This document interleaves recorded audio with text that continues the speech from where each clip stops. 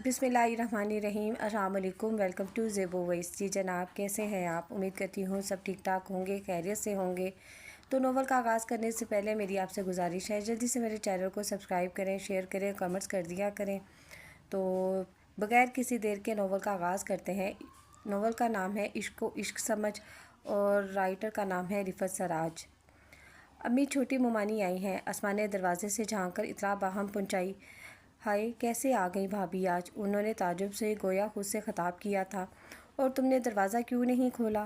بے وقوف ہے یہ تو ایک دم۔ ان کے تو جیسے ہاتھ پاؤں پھول رہے تھے۔ چٹخنی گراتے تو واقعی سامنے بہاوج کھڑی تھی۔ السلام علیکم بھابھی۔ ارے سجاد، حماد بھی آئے ہیں۔ ارے بڑی بھاگوان گھڑی ہے۔ آداب پھپھو۔ بڑے بچے نے شائستگی سے آداب کیا۔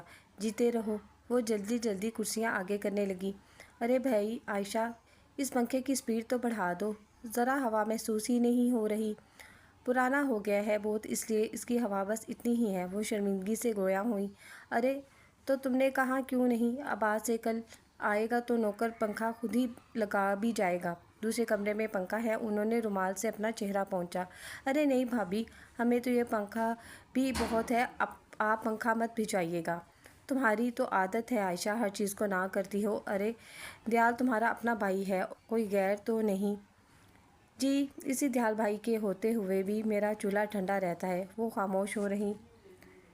وہ چائے بنانے اٹھی تو عذرا بولیں، بھائی چائے وائے نہ بنانا، ہم ذرا یہیں قریب ہی ایک سالگرہ پارٹی میں آئے تھے، راستے میں تمہارا گھر پڑتا ہے، سوچا خیر خیریت معلوم کرتی چلوں۔ بیٹی کہاں ہے تمہاری؟ اسما، بیٹے ادھر آؤ، ممانی جان بلا رہی ہیں۔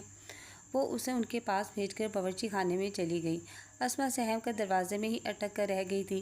گھسے ہوئے سرخ فراق اور پاجامے میں وہ شیشے کی گڑیا لگ رہی تھی۔ اس برس ممانی نے گھائل ہو کر اسے چمکار کر اپنے پاس بلایا۔ ادھر آؤ بیٹے۔ وہ آہستہ رومی سے ان کے پاس پہنچ گئی۔ امی، کتنی گندی ہے یہ لڑکی۔ حماد نے ناک سکڑ کر گرد میں آئے ہوئے اسما کے پاؤں دیکھے۔ اسما کا کلیجہ کانپ گیا۔ بری بات، 3 سال بڑے سجاد نے فحاشی نظروں سے حماد کو دیکھا۔ ارے لڑکی، کیا تمہارے پاس جوتے نہیں ہیں؟ ہیں، مگر وہ تو اسکول پہن کر جاتی ہوں، وہ کانپتی ہوئی آواز میں بولی۔ اسے تو ننھا حماد شہزادوں جیسا لگ رہا تھا، لباس سے بھی، بول چال سے بھی۔ تو کیا گھر میں ننگے پاؤں رہتی ہو؟ حماد ماں نے ننند کو آتے دیکھ کر گھورا۔ میں نے تم سے کہا تھا نا، مگر تم نے پھر بھی اپنی ہی کی۔ یہ بچے تو ناشتے میں بھی چائے نہیں پیتے۔ نہیں امی، پھپھو بنا کر لائی ہیں تو میں پی لوں گا۔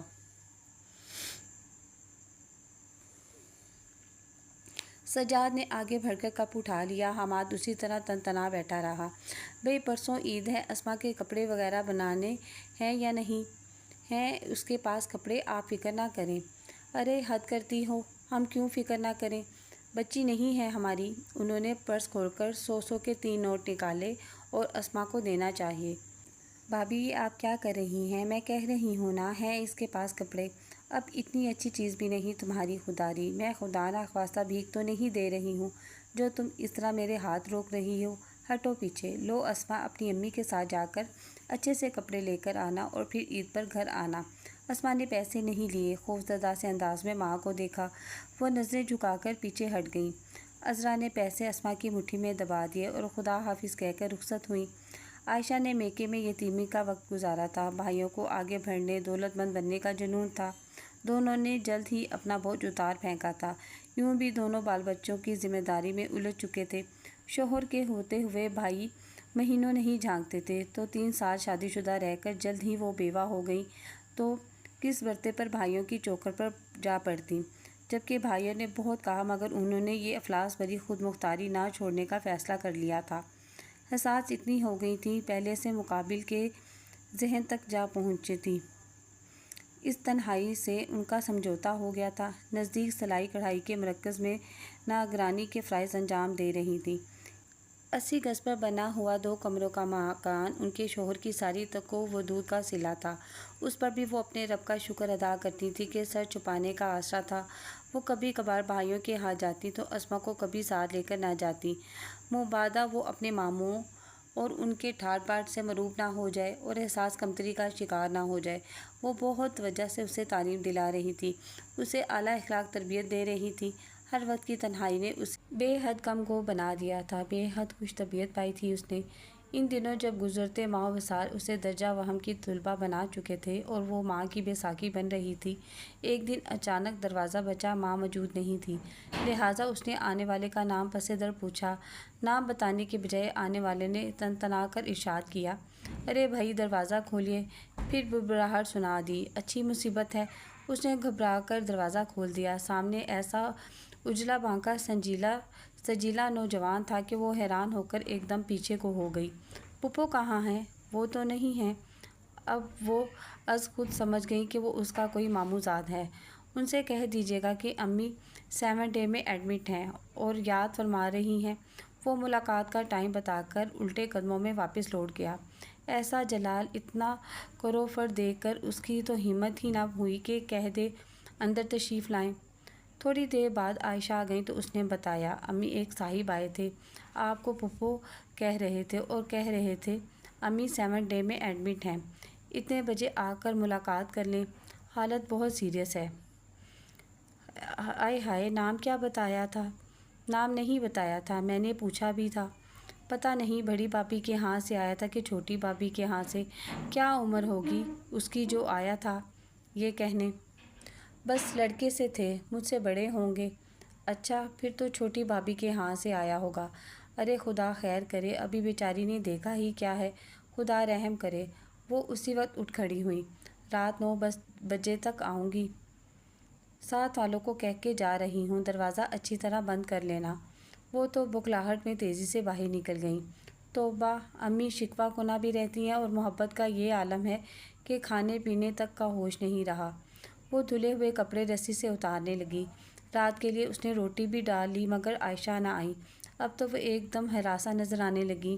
یا اللہ، کیسے معلوم کروں امی کیوں نہیں آئیں، اب تک کہاں رہ گئیں خدایا، پتہ نہیں انہیں بس ملنے میں وقت نہ ہوئی ہو نہا اتنی لمبی لمبی گاڑیاں ہیں، کیا انہیں کوئی پہنچا بھی نہیں سکتا؟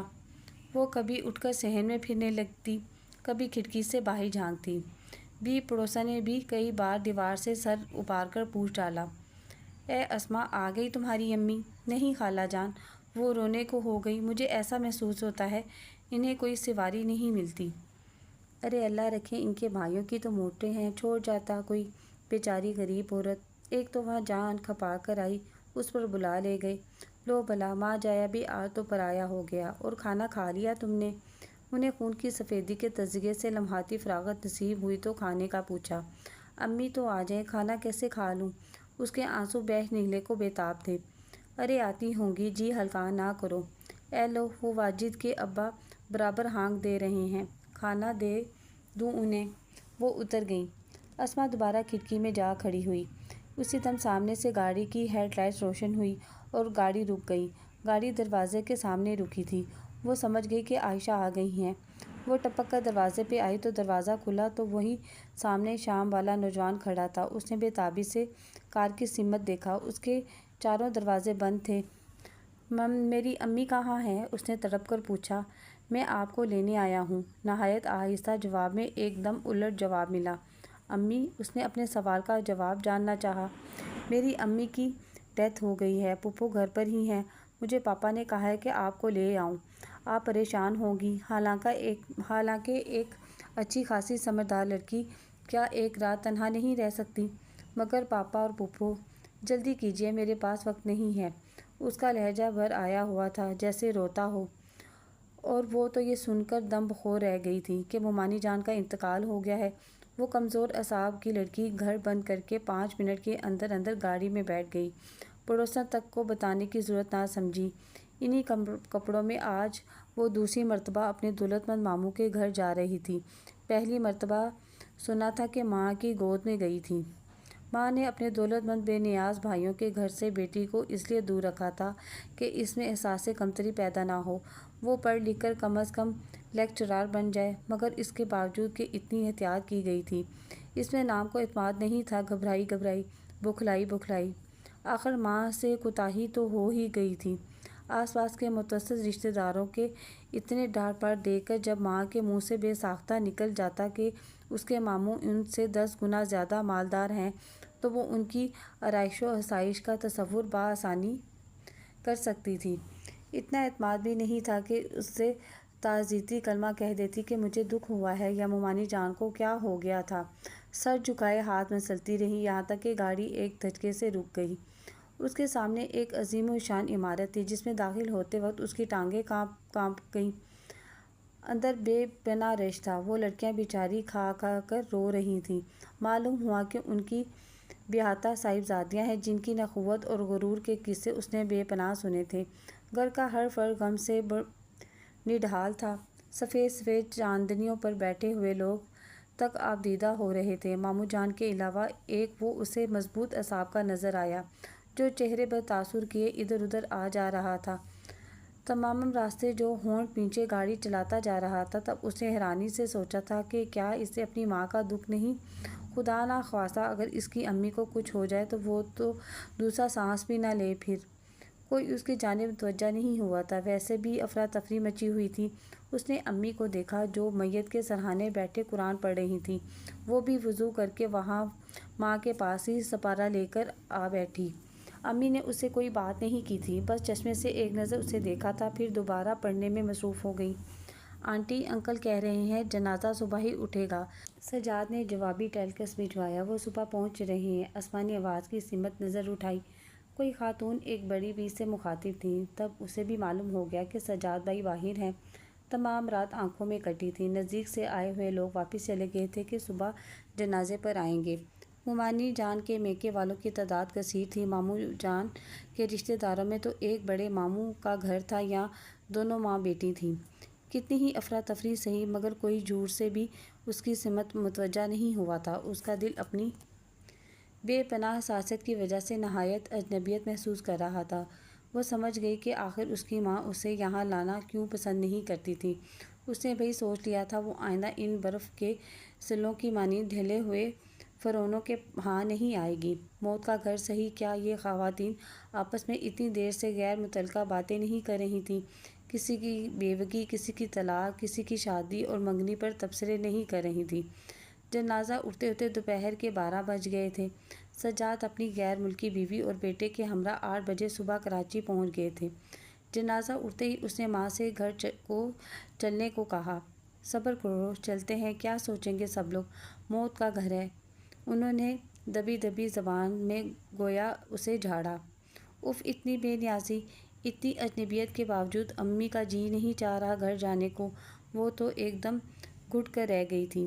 دوپہر کو کسی نے کھانا بھجوایا تھا، مگر اس نے ایک نوالہ تک زہر مار نہ کیا تھا۔ امی سے معلوم ہوا تھا کہ ممانی جان کو لیکومیا ہو گیا تھا۔ تشخیص میں دیر ہو جانے کی وجہ سے ان کی جان نہ بچائی جا سکی۔ گھر والوں کو گزشتہ 2 ماہ سے معلوم تھا۔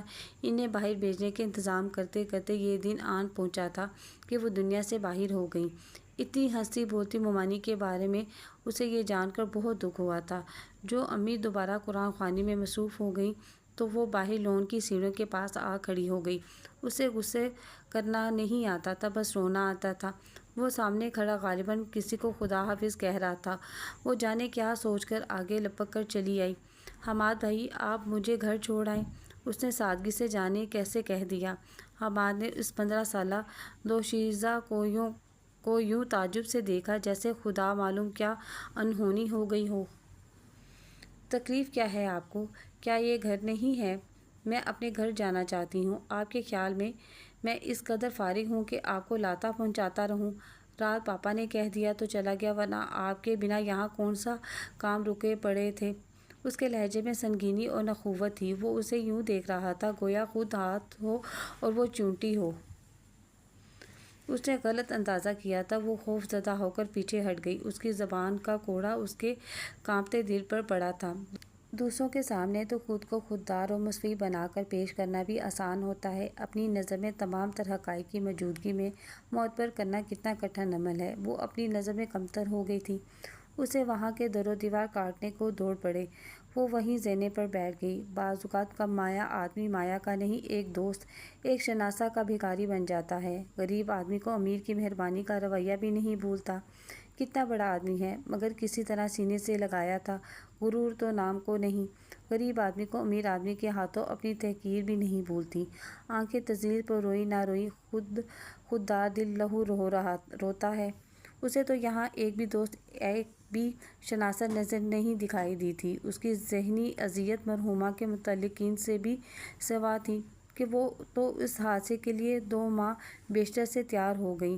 اس پر تو ناگہانی ٹوٹ پڑی تھی۔ گیٹ سے برآمدے تک کتنے لوگ آ جا رہے تھے، مگر کسی نے اس کی سمت نہیں دیکھا تھا۔ اب اس کے ماتھے پر تو نہیں لکھا تھا وہ غریب اور یتیم ہے، مگر چور کی دھاڑی میں تنکا کے مصادق اسے یہی احساس کھائے جا رہا تھا کہ غربت کی وجہ سے کسی نے اسے گھاس نہیں ڈالی۔ بعض اوقات بے پناہ حساسیت بھی انسان کو کہیں کا نہیں چھوڑتی۔ اسی دم امی سے ڈھونڈتی ہوئی باہر آ گئی اور اسے سمجھانے لگی، بیٹے سوئم تک میں کیسے لے چلی جاؤں؟ سب کیا کہیں گے؟ سب کو معلوم ہے کہ عذرا بھابی کی اکلوتی ننند ہوں۔ لوگ کہیں گے کہ ایک دن بھی گھر نہیں سنبھال سکی، جان چھڑا کر چلی گئی۔ پھر بھائی میاں نے بہت کہا ہے کہ میں یہیں ٹھہروں۔ اس کا جی چاہا کہ ماں سے پوچھے کہ اس سے پہلے کتنی بار آپ کو روکا ہے، مفت کی مصنوعات آ گئی ہیں نا، مگر ماں کے سامنے وہ پھر عادتاً چپ ہو کر رہ گئی تھی۔ اور تم یہاں سیڑھیوں پر کیوں بیٹھی ہو؟ چلو اندر آؤ۔ کیا کروں گی اندر جا کر؟ اس کے لہجے میں ہلکی سی خود سری چھلک آئی۔ خواہ کی مار پر تو گدھا بھی بھدک جاتا ہے، اور وہ تو پھر انسان تھی۔ خودداری پر 4 چوٹ کھا کر اب اسے مزید کی تمنا نہیں تھی۔ وہ دوبارہ سیڑھیوں پر بیٹھ گئی۔ سامنے کھڑے سجاد بھائی نے غالباً پھپھو کو اس سے بات کرتے دیکھ لیا تھا اور اسے پہچان لیا تھا۔ بڑی بھی تو ایک دم سے ہو گئی تھی، 4 فٹ سے ایک دم 5.5 فٹ پر آ کر ٹھہری تھی۔ دوبارہ زینے پر بیٹھ کر اپنی چوٹی آگے کر کے کھول کر دوبارہ بل ڈالنے میں مگن ہو گئی تھی۔ بھئی تم اسما ہو نا؟ اس دودھ کی جھلی نے کوفت بھری نظریں اٹھا کر اپنے مقابل دیکھا، مگر سجاد کی مشفق مسکراہٹ سامنے دیکھ کر آہستگی سے بولی، جی۔ تو بھئی یہاں کیوں بیٹھی ہو؟ ایسے ہی، اس نے نظریں جھکا کر اپنے ماخوذ دھیمے انداز میں جواب دیا۔ ارے بھئی اندر چل کر بیٹھو۔ تب وہ نہ چارہ اندر آ گئی۔ اچھی مصیبت ہے، اس گھر میں کوئی اپنی مرضی سے بیٹھ بھی نہیں سکتا۔ جرأت کلام تو تھی نہیں، جی ہی جی میں جل کر رہ گئی۔ اسے تو یہاں اپنی نہمائیگی کا شدت سے احساس ہو رہا تھا۔ نوکروں کی طرح اس نے آگے بڑھ کر کام کیا تھا۔ ہر چند اس نے سوچا تھا وہ محض ایک کونے میں بیٹھ رہے گی، مگر سامنے جیسے ہی کوئی کام ہوتا وہ خود بخود آگے بڑھ آتی تھی۔ اس کی اس بھاگ دوڑ سے گھر میں کوئی متاثر نظر نہیں آ رہا تھا، یوں جیسے یہ اسی کا کام اور مقام تھا۔ اپنے فیشنیبل ماموں زاد بہنوں کو اس نے قرآن خوانی سے بھی غائب پایا تھا، سوائے ماموں جبار کی سب سے چھوٹی لڑکی ربیہ، جو اس سے بڑی اپنائیت سے پیش آئی تھی۔ سر شام اکتاہٹ کی انتہا ہو گئی۔ وہ ماں کے سامنے رو پڑی کہ وہ گھر جانا چاہتی ہے۔ جب عائشہ نے بھائی سے کہا وہ اسما کو لے کر گھر جا رہی ہے، تو انہوں نے شاید زندگی میں پہلی مرتبہ بہن کی اہمیت محسوس کی تھی۔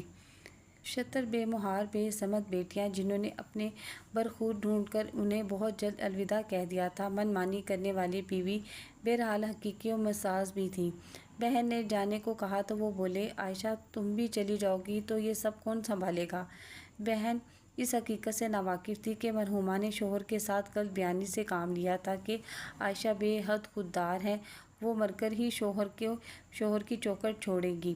البتہ وہ بچی کو اخراجات کے لیے مناسب رقم دے دیتی ہیں۔ اپنی بیویوں پر اندھا اعتماد کرنے والوں کے لیے لمحہ فکر یہ ہے، بہن کو بھائی اپنے بازوؤں میں تھام کر اپنے گھر خود لے کر آتا، اسے اپنے گھر میں معتبر مقام دیتا، تو بہن سر آنکھوں پر بھائی کے گھر میں اپنائیت کے احساس سے چور ہو کر آتی۔ محض اس طرح کہنا کہ جیسے فرض ادا کر دیا جائے تو بات نہیں بنتی۔ بہاوت کی رسمی انداز سے وہ مستقبل میں ان کے گھر میں اپنے مقام کا اندازہ کر سکتی تھی۔ آگے چل کر انہیں اندازہ بھی ہو گیا تھا کہ ان کا فیصلہ دانشمندانہ تھا۔ وہ مرحومہ کے خلاف بھائی سے کچھ نہیں کہہ سکتی تھیں کہ وہ کون سے چیک ہیں جو میرے گھر بھیجے گئے ہیں، اور اپنی بہاوت کو بھی دم مرگ اپنی زیادتی کا احساس ہو گیا تھا۔ تبھی انہوں نے ہما سے کہہ کر انہیں بلوایا تھا، ان کے سامنے ہاتھ جوڑ کر اس طرح معافی مانگی تھی کہ کئی لڑیاں آنسو کی آنکھوں سے ٹوٹ کر تکیے میں جذب ہو گئی تھیں۔ اس نیک فطرت عورت کی اذیت ناک سال بھابی کے آنسو میں گم ہو گئے تھے۔ وہ تہہ دل سے اپنی بہاوت کو معاف کر چکی تھی، اپنی قسمت کا لکھا سمجھ کر۔ موت کے گھر میں انہیں فرصت ہی نہ مل سکی تھی کہ وہ اسما سے یہ سب باتیں کرتی۔ بھائی نے پھر مجبور کر دیا کہ عائشہ پر خودداری کا کون سا مقام ہے کہ اس گھر کو اس وقت تمہاری ضرورت ہے۔ وہ ہتھیار ڈال کر باہر آئیں تو وہ گھر چلنے کو بے تاب کھڑی تھی۔ مگر ماں کی چال کا انداز اور ہی تھا۔ چلے امی، اسما بیٹے جن لوگوں سے وہ ساری عمر شاکی رہی تھیں، ان کی حمایت میں بیٹی، کچی کلی جیسی بیٹی کے سامنے بولنا بہت کٹھن مرحلہ تھا۔ بھائی میاں بہت روک رہے ہیں، وقت بھی ایسا ہے کہ میرا انکار بہت معیوب ہوگا۔ مجھے نہیں پتا امی، اگر 1-2 گھنٹے اور رک گئیں میرا تو دم گھٹ جائے گا۔ بری بات بیٹے، وقت کی نزاکت کو تمہیں اندازہ نہیں ہے۔ امی، اس کی آواز بھر آ گئی۔ اسما، کیا کسی نے کچھ کہہ دیا ہے؟ نہیں امی، میرا دم گھٹ رہا ہے ان مکروہ لوگوں کے بیچ۔ آخر اس نے حقیقت کہہ دی۔ ایسے نہیں کہتے، ان بیچارے بچوں کے سر پر سے تو ماں کا سایہ اٹھ گیا ہے۔ امی، اس کی آواز بھر آ گئی تھی، میں نہیں رہوں گی یہاں۔ آنسو سلسلہ وار رخساروں پر ڈھلک گئے۔ انہوں نے اس کا کندھا تھپ تھپایا۔ وہ سخت مجبور تھی۔ شادی کا گھر ہوتا تو شاید وہ کبھی نہ رکتی۔ اسما بچی تھی، اسے ان کی مجبوری کا احساس نہیں تھا۔ وہ جانتی تھی وہ مزید کچھ بولے گی تو وہ زیادہ رو پڑے گی۔ وہ یہ بھی جانتی تھی کہ وہ بیٹی ہے جس نے کبھی ضد نہیں کی تھی۔ وہ اسے وہیں چھوڑ کر اندر چلی گئی۔ وہ ستون کی سمت منہ کر کے بچوں کی طرح آنسو بہانے لگی۔ اسے امی سے یہ امید نہیں تھی۔ وہ بہت چاہ رہی تھی کہ آنسو رک جائیں، ساتھ ساتھ دوپٹے سے منہ پونچھے جا رہی تھی، مگر آنکھیں تو گویا دریا بنی ہوئی تھی جس پر سیلاب کا زور تھا۔ ماں نے اسے پیچھے سے قدموں کی آواز سنائی دی۔ اس نے جلدی جلدی دوپٹے سے آنکھیں رگڑیں۔ آنے والا سامنے آ گیا تو گویا جیسے چوری کرتی پکڑی گئی تھی، نہ چاہتے ہوئے بھی سامنے دیکھا۔ سامنے حماد تھا جو الجھی الجھی نظروں سے اس کے آنسوؤں سے دھلے چہرے کی سمت دیکھ رہا تھا۔ اس کی سمجھ میں نہ آیا کہ وہ کس طرح بھاگے۔ اس نے لونڈ کی سمت قدم بڑھا دیے۔ ارے بھائی، یہ رات کے وقت آپ ادھر کہاں جا رہی ہیں؟ میں ان کی کوئی بات مانوں گی نہ سنوں گی۔ وہ آگے بڑھتی چلی گئی۔ وہ پیچھے کھڑا اسے اس طرح دیکھ رہا تھا جیسے اس کے وجود پر شک ہو۔ خدا معلوم اس نے وہاں 1 ہفتہ کس طرح گزارا تھا۔ گھر واپس آئیں، ایسا محسوس ہوا گویا دوبارہ زندگی ملی ہو۔ بڑے صبر و ضبط کا مظاہرہ کیا تھا، مگر آ کر ماں بیٹی نے ایک دوسرے سے کچھ نہیں کہا تھا۔ بڑے خاموش سے سمجھوتے ہو گئے تھے، اور ویسے بھی عائشہ سوچ بھی نہیں سکتی تھی کہ ان کی اتنی معصوم اور فرمانبردار بیٹی ان پر بگڑنے کی جرأت کرے گی۔ وہ صرف رو سکتی تھی۔ اس کی خاموشی ان کا دل شمع کی طرح پگھلاتی تھی۔ رات کو جب وہ پیٹھ موڑے لیٹی نیند کا انتظار کر رہی تھی، عائشہ اس کے پلنگ کے پاس آ کر بیٹھ گئی۔ اسمی، جی امی، وہ اسی طرح چہرہ اندر میں کیے بولی۔ کیا سوچ رہی ہو میری جان؟ کچھ بھی نہیں امی، بس نیند نہیں آ رہی۔ وہ سیدھی ہو کر ماں کو غور سے دیکھنے لگی۔ اس نے اس کے بال سنوارے، جھک کر ماتھا چوما۔ تم شکایت کرتی تھی نا کہ میں تمہیں ماموں سے نہیں ملاتی، تو اب وجہ سمجھ میں آ گئی ہوگی۔ بھائی میرے بہت اچھے ہیں مگر، اور اب تم مصر تھی کہ میں ایک دن بھی وہاں نہ ٹھہروں۔ ابھی تمہاری سمجھ محدود ہے۔ عمر کے ساتھ ساتھ مقام اور توقعات بھی اپنی شکل بدلتے ہیں۔ میری عمر میں آ کر، بلکہ اب کے چند سالوں میں خیر سے گھر بار والی ہو جاؤ گی تو میری ساری مجبوریاں خود بخود سمجھ میں آ جائیں گی۔ اپنی ماں کے بارے میں کوئی غلط خیال نہ دل میں لانا۔ امی، اس نے اپنا سر ان کی گود میں رکھ دیا۔ کیسی باتیں کرتی ہیں آپ؟ میں آپ کے بارے میں کچھ نہیں سوچ رہی۔ میں تو یہ سوچ رہی ہوں میرا رزلٹ آ جائے گا تو میں کون سے کالج میں ایڈمیشن لوں۔ اس نے گویا موضوع بدل دیا۔ کون سے کالج میں لوں امی؟ بھئی رزلٹ تو آ جانے دو، پھر اسٹیج کے لحاظ سے کالج کا انتخاب کرنا۔ ابھی سے اتنی فکر نہ کرو، ویسے ہی مجھے تمہاری صحت کی بہت فکر رہتی ہے۔ لیجیے، اتنی ہٹی کٹی تو ہوں، اس نے مسکرا کر لاپرواہی سے کہا۔ تو عائشہ نے ایک دم ٹوکا۔ ارے ایسے ایک دم منہ بھر کے نہ کہا کرو، انہوں نے کہا، اس کے گداز جسم سے نظریں چرائیں جس میں نئے وقت کے پھول کھل رہے تھے۔ ارے اتنی سی روح اسی جگہ لاتے لاتے میری جان سولی پر لٹکی رہی۔ خدا سلامت رکھے، دشمنوں کی نظر سے بچائے۔ خود ہی اپنی جان کو ٹوک نہ لگایا کرو، میرا تو دل دہل جاتا ہے۔ وہ ماں کے وسوسوں پر کھلکھلا کر ہنس دی تو ان کے آنگن میں روشنیاں برس پڑیں۔ مومانی جان کے چہلم تک عائشہ کا آنا جانا ذرا تواتر سے رہا۔ وہ پلٹ کر دوبارہ نہ گئی۔ چہلم پر انہوں نے اس پر کافی زور بھی دیا، مگر وہ ٹس سے مس نہ ہوئی۔ دن بڑی سرحد سے گزرنے لگے۔ اس نے مقامی کالج میں ایڈمیشن لے لیا تھا۔ کالج کسی وجہ سے بند تھے۔ وہ اپنی قمیض پر کڑھائی میں مگن ہو گئی، ہمسائی کے پاس جا کر بیٹھ جاتی اور خوبصورت کڑھائی کرتی۔ ان کی لڑکیوں کی وجہ سے اس کا جی بہل جاتا تھا۔ اس دن بھی وہ نہایت جوش و خروش سے کڑھائی میں مصروف تھی۔ سندھی گلا تقریباً مکمل تھا جب ہمسائی کی بیٹی نے اس کے بھرپور سراپے اور حسین مکھڑے کو دیکھ کر کہا، اسما باجی، لگتا ہے آپ کو تو آپ کے دولت مند ماموں کے صاحبزادے ہی لے جائیں گے۔ ہائے، وہ کیوں؟ وہ اپنی دھن میں مگن بولی۔ میرا مطلب ہے باجے گاجے کے ہمراہ۔ وہ شرارت سے مسکرائی۔ ارے نہیں بھائی، بڑی غلط اندازے ہیں تمہارے۔ جب بھائیوں نے میری امی کو اہمیت نہیں دی تو ان کی اولادیں۔ اس نے بات ادھوری چھوڑ کر سوئی دانتوں تلے دبا لی اور فریم کسنے لگی۔ کبھی آپ نے خود کو غور سے دیکھا ہے؟ اس کی نگاہوں میں بے پناہ رشک تھا۔ دیکھا ہے، انسانوں جیسی ہوں۔ اس نے سوئی میں پڑے دھاگے کی نظروں سے پیمائش کی اور تیزی سے ٹانکا لیا۔ انسانوں جیسی ہی تو نہیں ہیں، پریوں جیسی ہیں۔ اسما کھلکھلا رہی۔ مجھے پتہ ہے تم مجھے بہت چاہتی ہو، اس سے زیادہ بھی مبالغہ آرائی کرو تو حیرت کی بات نہیں۔ وہ بدسود ٹانکوں میں الجھ کر بولی، دراصل تم نے انہیں دور سے دیکھا ہے اور سنا ہے میرے کزنز اتنے مغرور ہیں کہ انہوں نے تو سیدھے منہ بات بھی نہیں کی مجھ سے۔ بہت گھمنڈ ہے ان لوگوں کو اپنی دولت پر۔ اس نے افسردگی سے بتایا۔ تو اسما باجی، آپ بھی تو برابر کی چوٹ ہیں۔ خدا نے آپ کو سیرت اور صورت کی دولت سے نوازا ہے۔ ارے بھائی، آج کے دور میں یہ خوبی تو ہو سکتی ہے، دولت نہیں۔ ہمسائی نے لڑکیوں کی بات سن کر درمیان میں ٹکڑا لگایا اور ہمسائی کو درمیان میں بولتے دیکھ کر دونوں نے موضوع ہی بدل دیا۔ تھوڑی دیر بعد وہ گھر آ گئی تھی۔ عائشہ بھی آنے والی تھی۔ وہ گھر کے کاموں میں مصروف ہو گئی۔ اب تو چھوٹے ماموں اکثر ان کا احوال معمول کرنے ان کے گھر آ جاتے تھے۔ ان کے اس اقدام نے بڑی بھائی کو بھی شاید خواب غفلت سے جگا دیا۔ وہ بھی پہلے کی نسبت جلدی جلدی آ جاتے تھے۔ اکثر ربیہ ان کی چھوٹی بیٹی ہمراہ ہوتی۔ باقی بچوں سے تو وہ ممانی کی موت پر مل چکی تھیں۔ بڑے ماموں کے ایک صاحبزادے اور 2 صاحبزادیاں شادی شدہ تھیں۔ ربیہ اور اس سے بڑے صاحبزادے ہارون ابھی فارغ ہی تھے۔ بچوں میں سے تو ربیہ اور ہارون ہی ان کے گھر آئے تھے۔ ہارون بھی برسوں پہلے کسی بہن کی شادی کا کارڈ لے کر یا شاید مہندی اپٹن کا بلاوا لے کر آئے تھے۔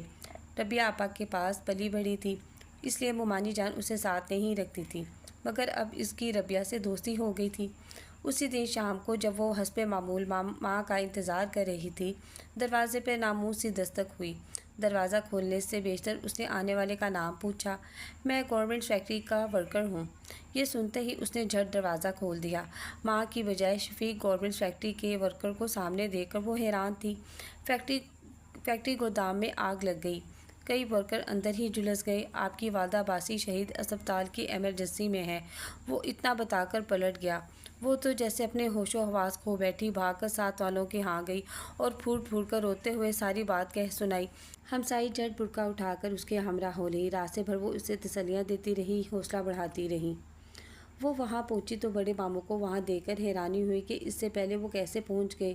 عائشہ کے پرس سے جو فون نمبر برآمد ہوئے تھے ان پر فوری اطلاع کر دی گئی تھی، جس کے نتیجے میں بڑے ماموں وہاں موجود تھے۔ انہوں نے اس کے سر پر ہاتھ پھیر کر دلاسا دیا۔ 5 ورکرز کی حالت بہت نازک تھی، جن میں عائشہ بھی شامل تھی۔ وہ گودام میں موجود کام تقسیم کر رہی تھی۔ گودام بھی بالکل اندر کال کوٹھی کی مانند تھا۔ کہا جا رہا تھا کہ فیکٹری کی گاڑیوں کے لیے ڈیزل پٹرول کے اسپائر ڈبے وہیں ہیں، دیوار کے ساتھ ہی لگے ہوئے تھے۔ کوئی ڈبہ لڑک گیا تھا۔ رات کو کپڑوں کی گڑیوں میں وہ رات بھر جذب ہوتا رہا۔ کسی ورکر کی سگریٹ نے قیامت برپا کر دی۔ وہ وہیں بینچ پر بیٹھ کر آیات و دعاؤں کا ورد کرتی رہی اور کانپتی رہی۔ سفید بالوں والے ایک وارڈ بوائے نے اس کا نام لے کر اندر بلایا تو وہ ساری جان سے لرزتی اندر پہنچی۔ سامنے ہی بڑے ماموں کھڑے تھے۔ ان کے سامنے ہی اس کی عزیز جان ماں پٹیوں میں جکڑی پڑی تھی۔ ان کا ایک ہاتھ بڑے ماموں کے ہاتھ میں تھا۔ ماں کے ہاتھ کی لرزش وہ دور سے محسوس کر سکتی تھی۔ وہ ماں کے قریب چلی آئی، مگر ماں کی آنکھیں تو بند تھیں۔ بند آنکھوں کی پلکیں لرز رہی تھیں۔ اس نے ہراساں ہو کر پکارا، امی! ماں نے آنکھیں کھول کر صرف ایک لمحے کے لیے بیٹی کی آنکھوں میں دیکھا۔ اتنی ویرانی، اتنا سناٹا آنکھوں میں تھا کہ اس کا دل پھٹ گیا۔ ماں کی آنکھیں پھر بند تھیں۔ وہ دوبارہ آنکھیں کھولنے کا انتظار کرنے لگی، مگر ان کی آنکھوں میں بیٹی کا نظارہ آخری نظارہ تھا۔ بھائی کے ہاتھ میں محروم بہن کا ہاتھ برف تھا۔ بے ہوش اسما کو وہ بڑی مشکل سے باہر لائے۔ بے ہوشی کا سلسلہ رک کر نہیں دے رہا تھا۔ پورے 16 گھنٹوں بعد جب اسے ہوش آیا تو آس پاس کئی چہرے تھے جنہیں وہ بالکل بھی پہچان نہ پائی تھی کہ یہ سب کون لوگ ہیں۔ تھوڑی دیر بعد اسے احساس ہوا کہ بڑے ماموں، چھوٹے ماموں، بڑی ممانی، ربیہ، ہارون، سجاد اور حماد وہ غالباً اس کے ہوش میں آنے کا انتظار کر رہے تھے۔ اسے آنکھیں کھولتے دیکھ کر حماد فوراً باہر چلا گیا تھا۔ چھوٹے ماموں نے آگے بڑھ کر اس کے سر پر ہاتھ پھیرا۔ گھبرائیے نہیں بیٹا، حالات پہ کیسے اختیار رہے، خود کو مضبوط بناؤ۔ ان کی شفیق آواز نے گویا اس کے سارے بند توڑ ڈالے۔ وہ تڑپ کر رو دی۔ ربیہ نے اس کا سر گود میں رکھ لیا۔ اسما باجی، کیا ہم آپ کے نہیں ہیں؟ آپ اس طرح رو رو کر ہمیں بھی دکھی کر رہی ہیں۔ حماد نے بھی اسے دلاسا دیا۔ میرے ساتھ چلو بیٹا، وہیں رہنا، ٹھیک؟ چھوٹے ماموں نے اس کے سر پر دوبارہ ہاتھ پھیرا۔ اس نے خالی اسٹول کو دیکھا جہاں حماد بیٹھا ہوا تھا۔ اس نے منہ پونچھ کر آہستگی سے کہا، چھوٹے ماموں، اگر میں تنہا رہنے کے قابل نہیں ہوں اور مجھے ضروری کسی کے ساتھ رہنا ہے تو میں بڑے ماموں کے پاس رہوں گی۔ ربیہ کی وجہ سے آپ لوگ میری وجہ سے پریشان نہ ہو۔ اس کی آواز بھر آ گئی۔ ربیہ کو اس فیصلے سے خوشی ہوئی۔ وہ بڑی ممانی کے تاثرات نہ دیکھ سکی۔ چھوٹے ماموں اور سجاد نے اس کی خوشی سمجھ کر زور نہ دیا۔ ماں کی کمی نے اس کی شخصیت کو مزید چٹکا کر رکھ دیا۔ اس کی حالت پہلے سے زیادہ خوفزدہ ہرنی کی مانند ہو گئی۔ وہ پہلے سے زیادہ محتاط ہو گئی۔ بڑی ممانی نے ایک بار اس کے کپڑے بنانا چاہے تو اس نے منع کر دیا۔ ممانی جان، میرے پاس کافی کپڑے ہیں۔ وہ نہیں چاہتی تھی کہ ان کا روپیہ پیسہ خرچ کرائے کہ وہ لوگ اس سے بیزاری دکھانے لگے۔ اس کا ارادہ تھا کہ تعلیم مکمل کرنے کے بعد کہیں سروس کر لے گی۔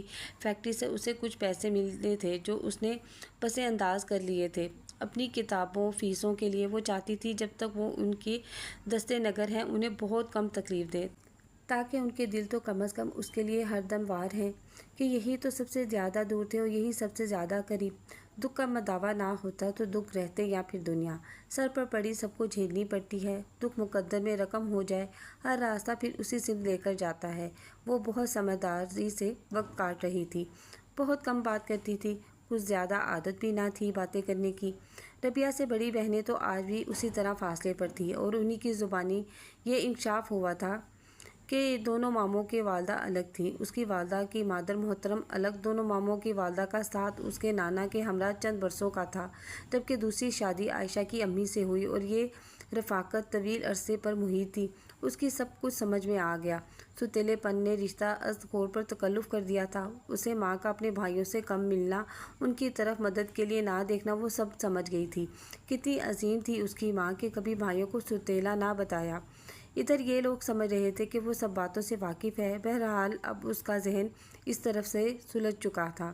سمیہ اور ملیحہ کا رویہ تو بڑا لیا دیا سا تھا۔ اس نے زیادہ پرواہ اس لیے بھی نہ کی کہ وہ دونوں اپنے اپنے گھر کی تھیں۔ ہارون کی عادتیں بھی کافی حد تک حماد سے ملتی تھیں۔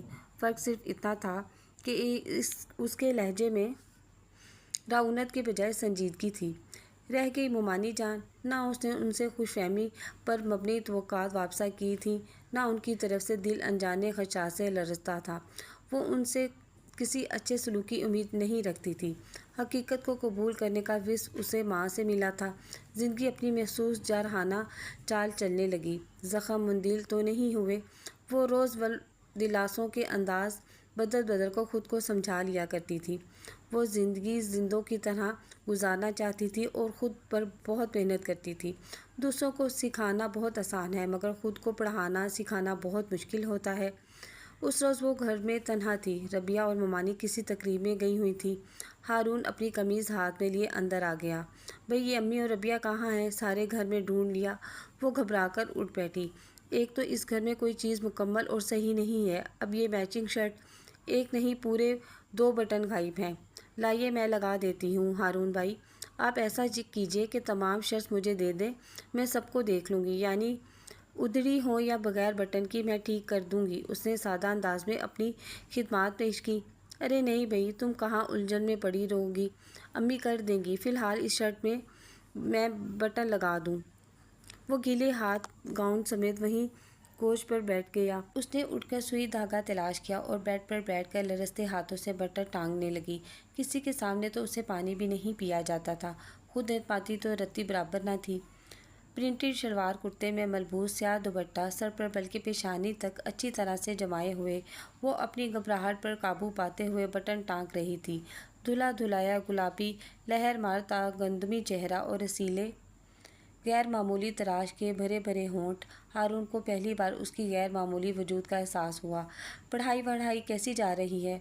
वो अपने गीले बालों पर मालिश के अंदाज में उंगलियां चलाते हुए आम से अंदाज में पूछ रहा था। ठीक जा रही है, उसने जवाब दिया। मेरा मतलब है ट्यूटर वगैरह की ज़रूरत तो नहीं? नहीं, मैंने कभी ट्यूशन वगैरह का सहारा नहीं लिया, उसने सुई दांतों तले दाब कर कहा। यानी मतलब ये है कि तुम गैर मामूली ज़हन हो? वो हल्के से मुस्कुराया। नहीं, मेरा मतलब ये नहीं है, ज़हीन तो मैं बिल्कुल नहीं हूँ, बस खुद ही मेहनत कर लेती हूँ। उसने दूसरा बटन टाँकना शुरू किया। मज़ामीन में क्या है तुम्हारे? फ़िज़िक्स, केमिस्ट्री और मैथ। इंजीनियर बनोगी? वो मुतअज्जिब हुआ। अपनी ऐसी किस्मत कहाँ, कुछ बनना हो तो प्री मेडिकल का इंतखाब करती और बायोलॉजी लेती। मैं साइंस से ग्रेजुएशन करना चाहती हूँ, इसलिए कि मुलाजमत ज़रा अच्छी और आसानी से मिल जाती है, उसने वजाहत की। अच्छा, तो तुम मुलाजमत की नीयत से पढ़ाई कर रही हो? वो खामोश रही।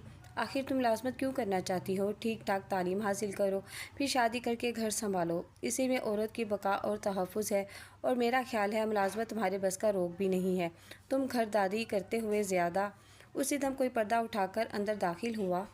वो झुककर दांतों से बटन लगाकर धागा काट रही थी। अच्छी मुसीबत है यार, 6:30 हो रहे हैं और अभी तक तुम गाउन में हो। हद हो गई यार। अस्मा ने चौंक कर सर उठाया। वो मुखातिब हारून से था और तफसीली नज़र उस पर थी। उसने गड़बड़ाकर नज़रें झुका लीं। इखलाक ने सलाम दे मानने का तकाजा किया, मगर उसकी हिम्मत नहीं हुई। ये लीजिए हारून भाई, वो बटन लगा दिए हैं। जी, अच्छा, तो तुम यहाँ बैठे बटन लगवा रहे थे? वैसे घर में तो उनकी वजह से बहुत आराम हो गया होगा काम वाम के सिलसिले में। नहीं यार, तुम्हारे ख्याल में हम इतने बुरे हैं कि अपनी फ़र्स्ट कज़न को अपने घर में ये मुकाम देंगे? फ़िलहाल तो ये अम्मी और रबिया की कायम मुकामी कर रही थी, वो भी अपनी खुशी से। क्यों अस्मा? जी हारून भाई, घर के काम घर वाले ही करते हैं, उसने आहिस्गी से कहा और रुख मोड़कर सुई धागा उठाकर बॉक्स में बंद करने लगी। हारून उजरत में बाहर गया था। आपके हिसाब से तो नौकर भी घर वालों में शामिल हुए। वो तंजिया मुस्कुराया। जो काम मैं कर रही थी वो इतना बड़ा तो नहीं और ना ही मायूब। चले आप मुझे नौकर ही समझ लें। वो उसकी तलख लहजे पे आरज़ूदा होकर आहिस्गी से गोया हुई। वो चंद लम्हे उसकी पुश्त को देखता रहा, फिर अपनी मखसूस तेज़ी से बाहर निकल गया। पता नहीं इनको मुझसे इतनी चिढ़ क्यों है, उसने आरज़ूदगी से सोचा। वो और रबिया लॉन में बैठी नोट्स बना रही थी कि ब्लू करवला अंदर पहुँच में तेज़ी से जाकर रुकी। रबिया ने सर उठाकर देखा। हमाद भाई आए हैं। अब तो काफ़ी जल्दी जल्दी आने लगे हैं, पहले तो अहम तकरीबात तक में शामिल नहीं होते थे। आपसे तो कोई मसला नहीं चल निकला, आपको आए दूसरा साल शुरू है। इन 2 सालों में हमाद भाई अज़ खुद इतनी मरतबा आए हैं कि गुज़िश्ता 20 सालों में नहीं आए होंगे। ऐसी बातें नहीं करते रबिया। क्यों नहीं करते? हारून भाई के लिए तो अम्मी अपनी एक भांजी मुंतखब कर चुकी हैं, वरना मैं तो उनके लिए आपका इंतखाब करती। ये तुम्हें क्या हो गया है रबिया? उसकी पेशानी अर्क आलूदा हो गई। आपको मेरी कसम अस्मा बाजी, सच बताइए आपको हमाद भाई कैसे लगते हैं? मेरी कसम। अरे तुम ये क्या कस्में वस्में दरमियान में ले आई? भाई जैसे तुम लोग कज़न हो वैसे ही हमाद भाई हैं। मैं इस काबिल कहाँ हो सकती हूँ? मेरे लिए तो महज फ़र्ज़ कज़न ही हैं। शादी इतने मकरूर आदमी से, जिसकी दौलत और गुरूर से हर वक्त मेरे असाब तने रहें खौफ से, ऐसे शख्स से शादी तो दरकनार मैं तो उसकी बाराती बनना भी पसंद ना करूँ। रबिया ने कसम दी थी तो उसने संजीदगी से दिल की बात उसे बता दी। रबिया उसकी बेहतरीन दोस्त भी थी। वो उसकी दौलतमंद कज़न थी जिसके आस्ताने पर वो अरसे से पड़ी थी, लेकिन इस प्यारी लड़की ने उसकी ज़ात का गुरूर छीना था। कभी अपनी हैसियत बताकर उससे अपनी बात नहीं मनवाई थी। रबिया, मगरूर आदमी से लोग इसलिए कतराते हैं कि वो उनकी ज़ात का गुरूर छीनता है। ज़ात का गुरूर नेमत होता है। अगर मामूली मज़दूर भी ज़ात के गुरूर से सरशार ना हो तो वो तेशा नहीं उठा सकता, मगर लोग दूसरों को कमतरीन बना कर उनसे कुछ काम करने का अज़्म हौसला छीन लेते हैं। मैं तुम्हारे यहाँ आ गई तो पढ़ भी रही हूँ। अगर छोटे मामू के पास होती तो दिन में कई बार इस एहसास के बाद कि मैं कमतर हूँ मेरे हौसले टूट जाते।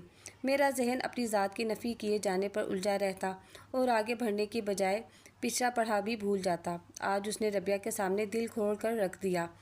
अस्मा बाजी, हमाद भाई ज़रा रेज़ो रो किस्म के आदमी हैं, मकरूर नहीं हैं। आप چھوڑو ربیہ، جو تم نے دیکھا نہیں سنا نہیں، اب اس پر تم سے کیا بحث کروں۔ اس نے گویا بات ہی ختم کر دی۔ پھر اندر سے ربیہ کا بلاوا بھی آ گیا۔ ایگزام کے بعد وہ فراق سے مکرامے وغیرہ بنانے میں مصروف تھی۔ اس کے بنائے ہوئے کئی مکرامے برآمدے میں لٹک رہے تھے۔ ان میں دھرے گملوں میں پھول بھی کھل چکے تھے۔ گھاس پر سارا سامان بکھیرے وہ بے حد مگن تھی۔ سنو بھائی، تمہیں ایمرجنسی میں پاپا نے بلوایا ہے، ذرا جلدی کرو۔ وہ بری طرح چونک پڑی، سر اٹھا کر دیکھا۔ وہ جین کی جیبوں میں ہاتھ ڈالے کھڑا تھا۔ مجھے؟ جی آپ کو، ذرا جلدی کرو، ویسے ہی مجھے بہت سے کام ہیں، وہ خشونت بھرے لہجے میں بولا۔ اس نے جلدی جلدی سامان سمیٹا اور اجازت لینے مومانی جان کے پاس چلی آئیں۔ جاؤ بھائی، ضرور جاؤ، حماد بیبی کو تم خود چھوڑنے آؤ گے؟ دیکھوں گا تائی اماں، اس نے بیزار سے لہجے میں جواب دیا۔ وہ کپڑے تبدیل کر کے باہر آئی تو اس کی گاڑی باہر تھی، دروازہ کھولے بیٹھا تھا۔ وہ جھجک کر بیٹھنے لگی۔ جلدی سے بیٹھو، ماموں جان کی طبیعت تو ٹھیک ہے نا؟ اس نے ڈرتے ڈرتے اس کی سمت دیکھا۔ اس نے گویا سنا ہی نہیں اور کار ایک لامتناہی سڑک میں ڈال دی۔ دور دور تک گھر کی سمت کا نام و نشان نہ تھا۔ اس نے سہم کر اس کی سمت دیکھا۔ اس کی نگاہیں سامنے مرکوز تھیں، ہونٹ بھینچے ہوئے تھے۔ اتنی دیر ہو گئی ہے، گھر ابھی تک نہیں آیا؟ اس کا لہجہ کانپ رہا تھا۔ گھر بھی آ جائے گا، میں تمہیں اڑا کر تو نہیں لے جا رہا، بے فکر رہو۔ وہ دبی دبی سی لڑکی ایسی کھلی بات پر سٹ پٹا کر رہ گئی۔ سنو، یہ ہارون نے تم سے اظہار محبت کب کیا تھا؟ پہلی بار؟ ہائے، اسے تو جیسے بچھو نے ڈنک مار دیا ہو۔ دیکھو بھائی، تمہاری سلامتی اسی میں ہے کہ اس کھیل سے باز رہو، کیوں اپنا ٹھکانہ کھونے پر تلی ہوئی ہو؟ اس نے تیزی سے موڑ کاٹا۔ تائی اماں کو اس کی ہوا بھی لگ گئی تو نکال باہر کریں گی۔ تمہیں معلوم نہیں کہ ہارون انگیج ہے؟ اس پر تو جیسے پہاڑ ٹوٹ پڑا تھا۔ حماد بھائی دیکھیے، مجھ سے اس قسم کی خراب باتیں نہ کریں۔ اس کی آواز بھر آ گئی۔ اگر ہارون یہی باتیں کرے تو اچھی ہیں۔ جی محترمہ، جتنے برے آپ ہیں اتنا تو شاید کوئی بھی ہوگا بھی نہیں۔ پتہ نہیں کیسی باتیں کر رہے ہیں۔ ہارون بھائی آپ کی طرح نہیں ہیں، وہ بیچارے مجھ سے بات بھی نہیں کرتے، جب یہ تمہارے عشق میں مجنوں بنا ہوا ہے۔ آپ کی ذہنیت ہی گندی ہے، وہ ایسے نہیں ہیں۔ مارے شرم کے اس کی آنکھیں برس پڑیں۔ جی میری ذہنیت ہی گندی ہے، مگر آپ ذرا ہوش سے کام لیجیے، چند دنوں میں طوفان اٹھنے والا ہے، اپنی خیر منائیے۔ حماد بھائی، وہ مارے ڈر کے پھوٹ پھوٹ کر رو دی۔ اچھا بھائی، مان لیا کہ تم انوالو نہیں ہو۔ اپنی عزت و جان بچانے کا آسان طریقہ ہے وہ یہ کہ تم سے اگر ہارون کے بارے میں پوچھا جائے تو صاف انکار کر دینا۔ ایک مرتبہ نہیں، 1000 بار۔ اس نے دوپٹے سے ناک رگڑی۔ جن لوگوں نے ہمیں اتنی نزدیکی قرابت داری ہوتے ہوئے جانوروں کا درجہ بھی نہ دیا، میں ان کی سمت اس نیت سے دیکھنا بھی کفر سمجھتی ہوں، چاہے آپ ہوں یا ہارون بھائی۔ جانے کیسے اس کے منہ سے نکل گیا ہو، اس نے نچلا ہونٹ دانتوں تلے داب کر ہنکارا بھرا۔ وہ اسے گھر واپس چھوڑ گیا اور وہ سمجھ گئی کہ وہ اسی گھر سے بہانہ بنا کر اسے اپنے ساتھ لے کر گیا تھا۔ اور پھر حماد بھائی کی بات سچ نکل آئی۔ گھر میں ایک سردین جھلکنے لگا۔ مومانی جان کا رویہ اس سے کھینچا کھینچا سا تھا۔ اس نے اپنے کانوں سے سن لیا۔ مومانی جان ہارون اور بڑے ماموں کے سامنے تیز آواز میں بول رہی تھیں۔ تمہارا دماغ ٹھکانے نہیں ہے ہارون؟ جس کی نانی نے تمہارے باپ کو ستیلے پن کے کچوکے لگائے، زمین و آسمان کے فرق رکھے، میں اس کی نواسی کو بہو بنا لوں؟ تمہیں معلوم ہے ہم نے کبھی ان کو اہمیت نہیں دی۔ اب اس کا کوئی نہیں تھا تو خدا ترسی میں اپنے گھر میں پناہ دی۔ اور تم مجھے ٹھیک ٹھیک بتاؤ، کیا وہ بھی تمہارے ساتھ شامل ہے؟ اس کا تو کروں گی میں دماغ ٹھیک۔ امی حد کرتی ہیں، اس کو تو کچھ بھی معلوم نہیں، میں تو اپنے طور پر۔ بس کرو بھائی، دیکھیے جبار، یا تو لڑکے کو سمجھائیں یا اس لڑکی کو اپنے بھائی کے ہاں بھجوا دیں۔ وہ تو ویسے بھی اس کے اور اس کی ماں کے والا وشیدہ ہیں، صدا کے۔ بھائی تم ذرا تسلی سے کام بھی لیا کرو، اس قدر بات بڑھانے کی کیا ضرورت ہے؟ تمہیں یہ منظور نہیں تو نہ صحیح، تم اپنی بھانجی کو مانگ چکی ہو تو یہ ہارون کی غلطی ہے۔ یہ باتیں ہنسی کھیل نہیں ہوتی۔ پاپا، ہارون بات زبان کی ہے، تم حماقت کر رہے ہو۔ تمہاری ممی ٹھیک کہہ رہی ہیں، اور اس نے رات کو ربیہ سے کہہ دیا۔ ربیہ، میں نے سب کچھ سن لیا ہے۔ ہارون بھائی میرے لیے بھائیوں کی طرح ہیں، بس یہی رشتہ ہے میرے ان کے درمیان۔ ان سے کہہ دو مجھے در بدر کی ٹھوکریں کھانے پہ مجبور نہ کریں، میں نے ان کا کیا بگاڑا ہے؟ ربیہ نے اس کے سستے سستے چہرے کی سمت دیکھا، اس کے دراز قد سے ڈول جسم کو دیکھا۔ قد و قدامت میں وہ باروب دکھائی دیتی تھی، مگر چہرہ بچوں کی طرح بھولا اور معصوم تھا۔ کول چہرے کے نقوش غیر معمولی تھے۔ بلا شبہ وہ اس کی خالہ زاد سے 1000 گنا پرکشش تھی، مگر وہ تو اس رشتے کے لیے خود انکاری تھی۔ مومانی کا رویہ پہلے جیسا ہو گیا تھا۔ وہ تو سمجھ گئی کہ ربیہ نے اس کی بات پہنچا دی ہے۔ اس نے سکون کا سانس بھرا۔ तने हुए एसाब पर सुकून हालत में आ गए। फिर मोमानी जान ने बहुत जल्द शादी की तारीख ले ली। वो काफ़ी मुहतात हो गई थी। घर में तेज़ी से तैयारियां शुरू हो गई थी। उसने खुद आगे बढ़कर तैयारियों में हिस्सा लिया। हालांकि उसके BSc फाइनल शुरू हो गए थे। दुल्हन के दुपट्टों और कमीज़ों पर खूबसूरत काम बनाए। हर रस्म में हिस्सा लिया, नुमाइंदगी के तौर पर ना सही अपनी मखसूस खामोश स्टाइल में। उस रोज़ दुल्हन वालों की तरफ से मेहंदी आई थी। वो एक तरफ खड़ी शरारतों से महफूज हो रही थी। सब्ज़ ब्रोकेड के चुस्त पजामे, जाली के कुर्ते और बड़े से दुपट्टे में वो बड़ी महवियत के आलिम में छेड़खानी देख रही थी। लब खुद ब खुद धीरे धीरे मुस्कुरा रहे थे। कैमरे, मूवी अलग रोशनियां बरसा रहे थे। वो सब में नुमाया थी, फिर अपनी दिलकशी से बेनियाज भी थी। कितने कैमरे बार बार उसकी सिमत मुतवज्जा हुए थे। वो बेखबर लड़कियों के खबर लेने वाले अंदाज के गानों पर लुत्फ़अंदोज़ हो रही थी। रबिया ने कई बार उसका हाथ पकड़कर खींचा। अस्मा बाजी, आप ही गाइए ना हमारे साथ। मगर उसने हंसकर हाथ छुड़ा लिया। अरे भाई, ये जो सब्ज़ कपड़ों में मिस यूनिवर्स खड़ी हैं दोस्त, उनका ज़रा मज़ेदार सा क्लोज आप तो महफूज करो हमारे लिए। अच्छे खासे डील डोल के मालिक एक साहिब ने कैमरा उठाए हुए नौजवान की पूँछ से हिलाई। और इनाम क्या दीजिएगा साहिब? वो फोकस ऐड करते हुए हंस दिया। इनके अलावा जो मांगो। वो बड़े आशिकाना अंदाज में गोया हुए। पीछे खड़ा हमाद फ्लैश में सेल फिट कर रहा था। हमारे जज़ब के उसका चेहरा सुर्ख हो गया। उसने खटाक से सेल चंबर बंद कर दिया। जाओ वही ताई अम्मा कह रही हैं, ज़रा मुलाजमा का हाथ बैठाओ किचन में। वो गानों में बेहद मगन थी। एकदम चौंक कर उसकी सिमत मुतवज्जा हुई। सुरमई कमीज शलवार में मलबूस हमाद का चेहरा उसे गैर मामूली सुर्ख महसूस हुआ। मैं जी आप जा भी चुकी है, वो चिल्लाया। वो दिल महसूस कर महफिल से किचन में चली आई। मुलाजमा मेहमानों के लिए सैंडविच प्लेटों में सजा रही थी। लाओ भाई, क्या बाकी रह गया है? सब कुछ तैयार हो गया है बीबी, बस सैंडविच रह गए थे। लो भला, मोमानी जान ने तो मुझे तुम्हारा हाथ बटाने के लिए भेजा है। उसे सख्त कोफ्त हुई। सब तैयार है, आप जाएं बीबी, मैं छमोके के साथ मिलकर मेज़ों पर लगा देती हूँ। वो सोती हुई बाहर आ गई। एक तो यहाँ किसी की समझ नहीं आती। एक ख्याल इसी दम बिजी की तरह गूंदा कि हमाद ने उसे वहाँ से टाला है, मगर क्यों, वो ये ना जान सकी। छोटे मामू जान हारून और दुल्हन की दावत करना चाहते थे। एक बेटी दमाम में थी, एक शिकागो में। सजाद अपनी बीवी को लेकर जा चुके थे अपने ठहीने पर, लिहाजा घर पर कोई नहीं होता था। इस शाम उन्होंने उसे बुलवाया था कि वो आकर मुलाजमों के सर पर खड़ी हो जाए। बड़े मामू को उनका फ़ोन आ गया था। वो सुबह ऑफिस जाते हुए उसे वहाँ छोड़ आए थे और कह गए थे बाद दोपहर तुम्हारी मोमानी भी आ जाएंगी, दावत शाम की थी। बड़ी मोमानी कैसी ही सही, मगर वहाँ उसे फिर भी आज़ाद का एहसास होता था। एक तो बगैर मकीन घर, इस पर एहसास अजबियत। काफ़ी देर तो वो भुलाई फिरती रही, मगर जब रबिया कॉलेज से सीधी छोटे मामू के यहाँ आ गई तो उसके दिल को इत्मीनान सा हुआ। खान सामा किचन में खुशबुएं बिखेर रहा था। शाम के बाद उन्होंने क्रॉकरी और कटलरी मुंतखब करके मुलाजिम को साफ़ करने के लिए दी। कॉफ़ी के खूबसूरत मग निकाल कर किचन में रखे और हिदायत की कि खाने के बाद इन्हीं में कॉफ़ी देना। हारून के ससुराली भी दावत में मौजूद थे, इसलिए इन दोनों ने काफ़ी मेहनत की। दूसरे, इनकी सलाहियतों का इम्तहान भी था। वो डाइनिंग टेबल के लिए फूलों का गुलदस्ता बनाने लॉन में लाई थी। अंग्रेज़ी फूलों और देसी फूलों के मिलाप से उसने नहायत दिलकश गुलदस्ता बनाया, जिसे सेट करती हुई वो बरामदे के ज़ेने तय कर रही थी कि तभी उसकी खुद एतमादी डावाडोल हो गई। सफ़ेद पैंट शर्ट में वो उसे चोर नज़रों से देख रहा था। बज़ाहिर वो गाड़ी लॉक कर रहा था। अस्सलाम वालेकुम सामने आ गया तो उसे कहना पड़ा। वालेकुम सलाम। भाई, ये कहाँ नज़र आ रही हैं? उसकी खूबसूरत भारी आवाज़ भरी उसका दिल उछलकर हलक में आ गया। आज हारून भाई और उनकी दुल्हन की दावत है ना? उसकी मध्यम आवाज़ भरी। और आप इस दावत में किस कदर एहतमाम से शामिल हो रही हैं? लिबास देखिए अपना। वो उसके बेहद नज़दीक था। वो इस ख़ानदान की तमाम लड़कियों में नुमाया कदो कामत के हामिल थी। इसके बावजूद हमाद के कान तक पहुंच रही थी और हमाद की इतनी कुर्बत पर उसका दिल अजीब से अंदाज में धड़क रहा था। इस वजूद के साए में वो खुद अपनी ज़ात से डर गई थी।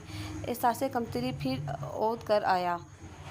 ज़ाहिर है इन्हें मेरा लिबास क्यों ना खटकेगा। पता है कि मेरा ताल्लुक़ गरीब ख़ानदान से है। इसमें इतना एतमाद नहीं था कि उसके सामने से गुज़रकर अंदर चली जाए। खामोशी से उसके टलने का इंतज़ार कर रही थी। कपड़े तब्दील कीजिए ताकि घर में किसी तकरीब का गुमान हो। मैं कपड़े नहीं लाई हूँ, यही ठीक है। मैं मेहमानों के सामने नहीं आऊँगी, बेफ़िक्र रहिए। खुदा मालूम कैसे कह दिया उसने। उसी दम रबिया ने उसे आवाज़ दे ली थी। वो गुलदस्ता सूंघती हुई वहाँ से हट गई और उस सिमत बढ़ गई जहाँ से रबिया की आवाज़ आई थी। سلاد تیار کرتے ہوئے کتنے آنسو اس نے خان سامہ سے نظر بچا کر اپنے دوپٹے سے صاف کیے۔ آخر جو لوگ امیر ہوتے ہیں وہ مغرور کیوں ہوتے ہیں؟ دوسروں کا دل کیوں دکھاتے ہیں؟ جو وہ جانتے ہیں کہ غریب لوگ ان جیسے کپڑے نہیں بنا سکتے تو وہ جتاتے کیوں ہیں؟ جبکہ یہ تو میرے حقیقی ماموں زاد ہیں اور جانتے ہیں کہ یتیم اسیر بھی ہوں۔ میرے تو سائبان ٹوٹ چکے ہیں۔ شام 7 بجے تک مہمان آ چکے تھے۔ مومانی جان ذرا پہلے آ گئی تھی۔ سب کھانے کے کمرے میں موجود تھے سوائے اسما کے۔ وہ کچن میں کہہ کے آوازیں سن رہی تھی۔ میری حیثیت کسی خادمہ سے کم نہیں۔ کام ہو گیا ہے، سب خوش ہیں، مصروف ہیں، کریڈٹ خان سامہ لے رہے ہیں۔ میں ایسے میں کیوں کسی کو یاد آ سکتی ہوں؟ اور وہ چھوٹے ماموں جو سب سے زیادہ میرا خیال کرتے ہیں اس وقت اپنے ہم پلہ لوگوں میں کتنے مگن ہیں۔ بی بی خدا انسان کو زندگی دے تو عزت والی۔ بی بی اس نے دوپٹے سے آنکھیں رگڑی۔ بی بی کیا ہے بھئی؟ وہ اپنے سے کم مایا پر جھلا کر مڑی۔ بڑے صاحب بلا رہے ہیں آپ کو۔ میں کیا کروں گی وہاں؟ وہ آپ کو بلا رہے ہیں، کہہ رہے ہیں فوراً آئیں۔ دوپٹہ درست کر کے نظریں جھکائے اندر چلی آئی۔ حماد نے اس کی سرخ روئی روئی آنکھیں دیکھ لی تھیں، بلکہ وہاں بیٹھے سب لوگوں نے اس کی بے حد خوبصورت آنکھیں بہت محترم اور سرخ محسوس کی تھیں۔ بھئی رو رہی تھی کیا؟ ربیہ نے مسکرا کر پوچھا۔ نہیں تو سلاد کے لیے پیاز کاٹی تھی نا؟ بھئی ہمارے ساتھ بیٹھ کر کھانا کھانا منع ہے؟ چھوٹے ماموں نے پوچھا۔ مجھے بھوک نہیں ہے۔ بری بات بیٹا، جتنی بھوک ہے کھا لو سب کے ساتھ، بڑے ماموں نے محبت سے ٹوکا۔ تب وہ جھجکتی ہوئی ان کے برابر میں بیٹھ گئی۔ صبح سے کام کر رہی ہو، ابھی بھی بھوک نہیں؟ انہوں نے ڈونگا اس کی سمت سرکایا۔ ربیہ تم بہن کا ذرا خیال نہیں؟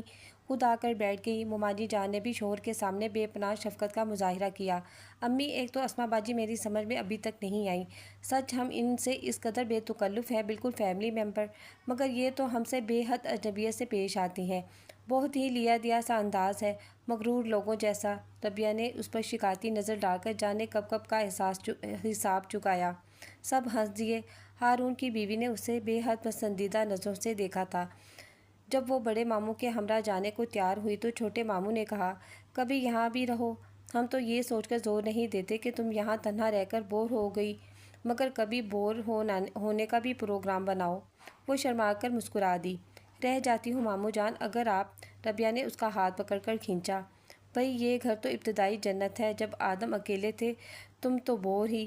بھئی تمہارے چچا کی پسلی تو چاک ہو گئی، اب بھائی ہی بچا ہے۔ مومانی نے ہنس کر ٹکڑا لگایا اور خوبصورت اور خاموش حماد کو شرارت سے دیکھا۔ اب یہ جنت بھی مکمل کرنا ضروری ہے، بتائیے آپ کی ہوا کہاں سے لائیں؟ ربیہ نے کہا، مگر وہ خاموش کھڑا رہا۔ بتاؤ نا یار، پھر اتنی فرصت سے جانے کب یہ سب جمع ہوں؟ ہارون نے اس کے کان میں سرگوشی کی تو اس نے چور نگاہوں سے اسما کو دیکھا اور ہارون کی کمر میں ہاتھ ڈال دیا۔ خدا کرے ہارون جسے دل مانگتا ہے وہ تقدیر بھی ہو۔ بڑے ماموں گاڑی میں بیٹھنے لگے تھے اور ان کی طرف سے توجہ ہٹا لی تھی۔ ہارون نے حیرانی سے اسے دیکھا۔ فرصت سے پوچھوں گا، چھپے رستم، اور اسے فرصت سے پوچھنے کی نوبت ہی نہ آئی۔ صرف 1.5 ماہ ہی گزرا تھا جب وہ ربیہ کی بیوٹیشین ایکسپیرینس کا شکار بن کر حماد کی جملٹا روسی میں تھی۔ وہ ہانکا شہزادہ اسے سامنے دیکھ کر وارفتگی سے کہہ رہا تھا، مجھے بات کے سچے اور قول کے پکے لوگ بہت متاثر کرتے ہیں۔ اب یہی دیکھ لو، آج جب میں بارات لے کر تایا ابو کے ہاں پہنچا تو تم میری بارات میں شریک نہیں تھے، گویا میرے باراتی بننے کی ذلت بہرحال نہیں اٹھائی، اور اسے دھڑکتے دل کے ساتھ غصے پر بھی قابو پانا پڑا۔ یہ ربیہ کی بچی، اسے وہ شام یاد آ گئی جب اس نے ربیہ سے کہا تھا کہ وہ حماد کی دلہن بننا تو کجا اس کی باراتی بننا بھی پسند نہ کرے۔ دیکھو اسما بیگم، سب عشق کرنے والوں کے انداز ایک جیسے نہیں ہوتے، اس لیے کہ عشق کی تربیت کسی انسٹی ٹیوٹ میں نہیں دی جاتی۔ بعض دفعہ انسان اپنے مقابل کو غلط سمجھ بیٹھتا ہے۔ ہوتے ہوں گے لوگ مغرور، مگر عموماً لوگ غلط فہمی میں مارے جاتے ہیں۔ غریب آدمی چڑچڑا اور تلخ ہو تو کہا جاتا ہے معاشی پریشانیاں ہیں، امیر آدمی سخت مزاج ہو تو اسے مغرور کہا جاتا ہے۔ انسانوں کو پڑھانا آسان نہیں ہوتا۔ ہم خود کو کمتر حقیر سمجھ رہے ہوتے ہیں تو فرض کر لیتے ہیں ہمارے سامنے بیٹھا ہوا شخص بھی ہمارے متعلق یہی سوچ رہا ہے۔ نہ میں مغرور ہوں نہ سخت دل، بس ذرا عشق کے میدان میں اناڑی ہوں۔ مجھے تو وہ روتی ہوئی خوبصورتی لڑکی آج بھی اپنے دل میں بند محسوس ہوتی ہے جو پھپھو سے کہہ رہی تھی کہ ان مغرور لوگوں کے درمیان میرا دم گھٹ رہا ہے۔ اگر میں تمہارے گھر کے پھیرے لگاتا، روز تمہارے دیدار کو پہنچتا تو تب شاید تم میرے جذبوں پر اعتبار کرتی۔ اسما بیگم بعض اوقات عشق کا چہرہ ایسا بھی ہوتا ہے۔ اسما کو ایسا محسوس ہوا وہ بہت بڑی دولت مند ہے، محبت اس کے پاؤں کے نیچے تھی۔ جی یہ تھی آج کی کہانی۔ چھوٹا سا ناول تھا، اچھا تھا، مزے کا تھا، ٹھیک تھا، نارمل تھا، بہت اچھا نہیں تھا لیکن اچھا تھا۔ آئی ہوپ آپ کو پسند آئے۔ اوکے، اللہ حافظ، اپنی دعاؤں میں یاد رکھیے گا۔